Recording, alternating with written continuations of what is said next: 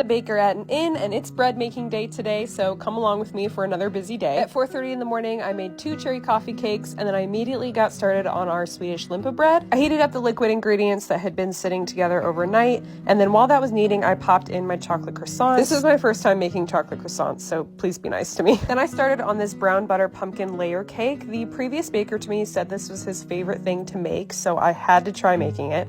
While that was in the oven, I started on some dinner roll dough and some cinnamon roll dough to get that proofing. Let my cake cool, and then the dinner roll dough was done, so I took that out and started shaping all of my little dinner roll balls. As many of you know, I'm currently re-listening to the Throne of Glass series, and I'm on the last book, so I'm gonna try and not cry at work. If you know, you know, that book just has some heartbreaking scenes. Anyways, it was time to shape my limpa bread. This big of a batch makes about 25 loaves. And then it was onto cinnamon rolls, which are always a mess, but so much fun to make. We've been busier than I expected during this weird time between Christmas and New Year's, so I made a good amount of them. By this point in the day, my cake had completely cooled, so I made a brown butter cream cheese frosting and a cinnamon drizzle to put on top of it. The dessert tray is looking yummy, and so are my dinner rolls. I'm the baker at an inn, which is the most fun and chaotic job I've ever had, so come spend the day with me. At 5 in the morning, I started on 2 strawberry coffee cakes. Turns out we only needed 1, but hindsight. Then I started on yet another Toll House cookie pie. I mean, if people keep buying it, I'm going to keep making it. And this is one of the most popular items on our dessert tray, so I've been making it a lot lately. Then I started on some cranberry orange scones. We got a huge delivery of cranberries, honestly a few weeks ago now, but they're still going strong, so more cranberry items. At 7:30, I cut up that coffee cake to serve, and then I started bagging up some of our granola. We sell our granola in bags, and I have not been able to stock this fast enough over the holidays. So after bagging up a bunch, I realized I needed to make a whole new batch of granola, which is one of the messier things that I do, but it's still really fun. Speaking of messy, if you ever work with a large amount of baking powder, it is the messiest substance in the world. We were running low on pancake mix, so I quickly made some of that, and also some snickerdoodles for our cookie tray for the house guests. We actually had a special dinner event tonight, so I made over 60 pot de cremes for that. And I managed to not cover myself in chocolate this time. And then I spent the rest of the afternoon making more cookies and bagging up some limpa bread. I also made some limpa mix so that I can make even more bread tomorrow. I'm trying to stock the bakery because I'm going to be out of town on an exciting trip soon. I finished the day with assembling my cookie tray, or cookie mountain if you will.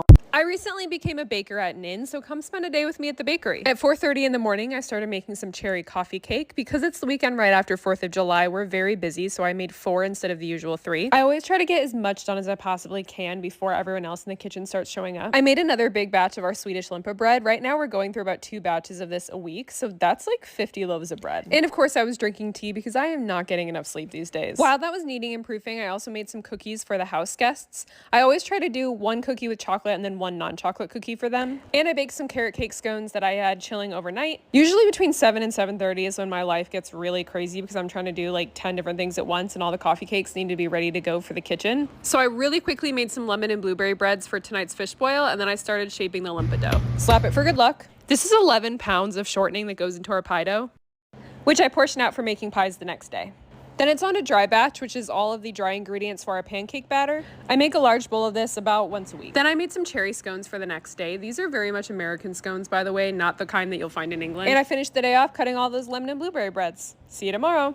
The baker at an inn. It's New Year's Eve, and we are serving over 160 people tonight at the inn's restaurant, so it might just be the busiest day of the year for me. Now, I'm responsible for the dessert and the dinner rolls, so I'm doing a lot more than I would normally do on a day like this. I started the day with a couple of blueberry coffee cakes, some pumpkin cookies, and some chocolate chip cookies. I wanted to stock the dessert tray with a lot of favorites, and this cookie pie has been selling like mad lately, so I made another one of those. At 7:30, my coffee cakes were done, so I got those up at the front to serve, and then I started on a tiramisu. I couldn't find our normal brandy, so I did cherry brandy, which works because this is Door County and we're known for cherries. Also, I just think everyone is always in the mood for tiramisu, and it's just a fact of life. I got started on a bunch of dinner roll dough and let that proof, and then I made some chocolate pot de creme, which is basically just like a set pudding. I noticed we didn't have any cherry sauce, and that's something we always like to have on hand for putting on top of vanilla ice cream, so I made some more of that. I got worried that we weren't going to have enough dessert, so then I decided to make a coconut cream pie because cream pies have also been super popular lately, but we were out of bananas. Then it was time to shape over 300 1-ounce dough balls. This took me like an hour and a half. It was a labor of love. I did listen to Harry Potter while I did this. It got me through. I took a second to add the coconut to my pie, and then the rest of my dough I turned into cinnamon rolls for New Year's Day. Now it was already past noon, and the chefs had turned up to make dinner, so I needed to hurry up, as you can tell. Here are all the desserts for tonight, and I did end up baking those rolls. I will be in bed at 7 p.m., so have a good evening.